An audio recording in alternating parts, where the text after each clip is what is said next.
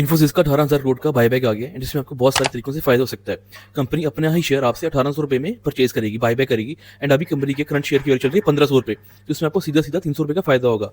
चलिए हम टैक्सेशन को एक एग्जांपल के साथ समझते हैं। सपोज करो आपने इन्फोसिस के 100 शेयर परचेज किए 1500 की कॉस्ट पे 1.5 लाख रुपए के, एंड कंपनी ने 50% एक्सेप्टेंस रेट रखा। तो मतलब कंपनी ने आपसे 50 शेयर परचेज किए 1800 रुपए के, मतलब आपके अकाउंट में सीधा सीधा 90,000 रुपीज आ गए। 90,000 के ऊपर आपको 10% टीडीएस लगेगा, सो आपके अकाउंट में क्रेडिट होंगे 81,000 रुपीज। एंड जो 90,000 रुपीज है, ये आपकी इनकम टैक्स रिटर्न में as a dividend income show होगा।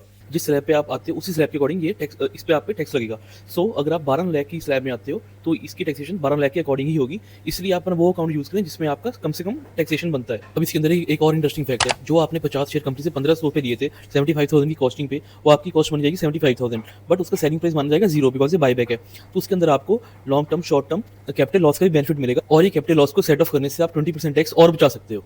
एंड इस बायबैक के अंदर दो कैटेगरीज हैं, एक है रिटेल कैटेगरी और एक है एचएनआई कैटेगरी। अगर आपकी शेयर्स की वैल्यू 2 लाख से ज्यादा है तो आप एचएनआई कैटेगरी में आओगे, एंड अगर 2 लाख से कम है तो आप रिटेल कैटेगरी में आओगे। एंड मेरे अकॉर्डिंग आप जितने अकाउंट से रिटेल कैटेगरी में अप्लाई कर सकते हो उतना ही आपके लिए बेनिफिशियल होगा। एंड इस बायबैक की रिकॉर्ड डेट है 14 नवंबर। इसका मतलब है आपने जो भी इन्फोसिस के शेयर 13 नवंबर तक परचेज किए हुए वो ही एलिजिबल होंगे आपकी बायबैक के लिए। सो आपके जो भी डाउट्स हैं मैंने इस रील में कवर कर दिए हैं। ऐसी और इन्फॉर्मेटिव रील्स के लिए मुझे फॉलो करें, एंड आपके जो भी डाउट्स हैं नीचे कमेंट सेक्शन में आप बता दें, मैं आपको डीएम करके सारे रिप्लाई दे दूंगा। Thank you.